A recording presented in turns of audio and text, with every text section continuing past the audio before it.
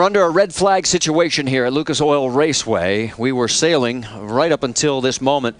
We have a 3-car incident involving the 40 of Tim Andrews, who was multiple laps down. In fact, a total of 5 laps at the time of the crash. The 62 of Michael Annett, who was running 6th, and the 66 of Stephen Wallace, who was running in the 11th spot.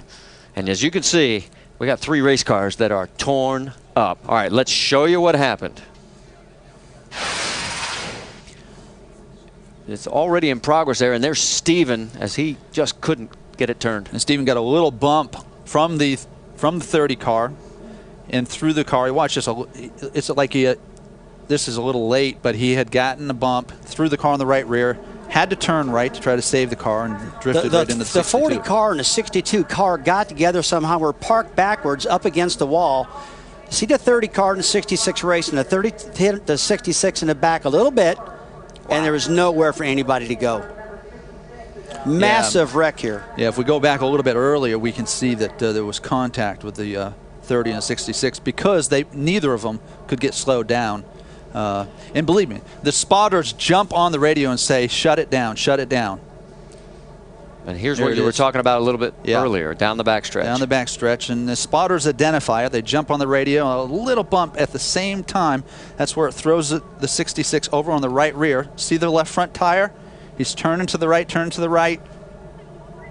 Nothing he could do. Yeah, I mean, that was just racing between the 30 and the 66. The 30 bumped the 66, got him sideways. The 66 was trying to get down below a net, and he was already sideways from the bump. And this happened. We need to go back and try to find out what happened to the 62 and the 40. That was a massive crash before these guys got to it. Let me be clear. James Busher did absolutely nothing wrong. That's right. Typical short track racing where you just can't shut down quick enough.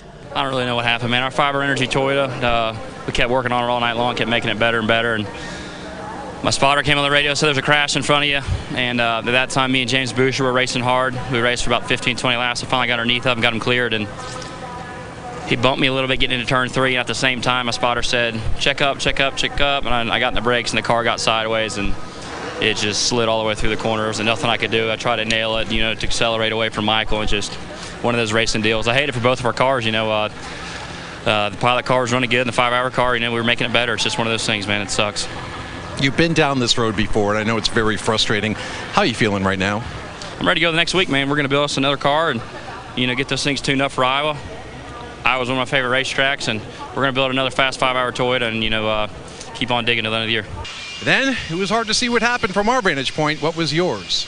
I got loose there underneath the 40. I think we were lapping them for about the 10th time tonight, and we did take 2 tires. We didn't have 4, and I knew the 18 and the 22 were behind me on 4, and I just didn't want to waste any time. I got a couple car lengths on them after we battled, I think, for about 50 laps door to door. So I was probably over aggressive on my part. It's just a shame to tear up a really good race car. Actually, 2 Rusty Wallace racing cars, and I heard Steven, I guess he got jacked up behind, slowing down for the wreck, and the guy behind him didn't see it and tore us both up. But it's just a shame. But we got Iowa next weekend. That's a big one for us.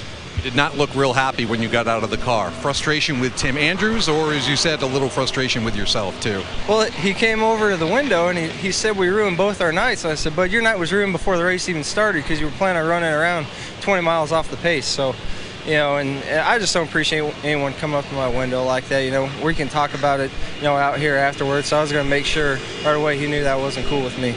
Michael Annett, we just spoke with, he said he has some issues with you as far as the way you were running. He said he was lapping you for about the 10th time tonight. What's your response?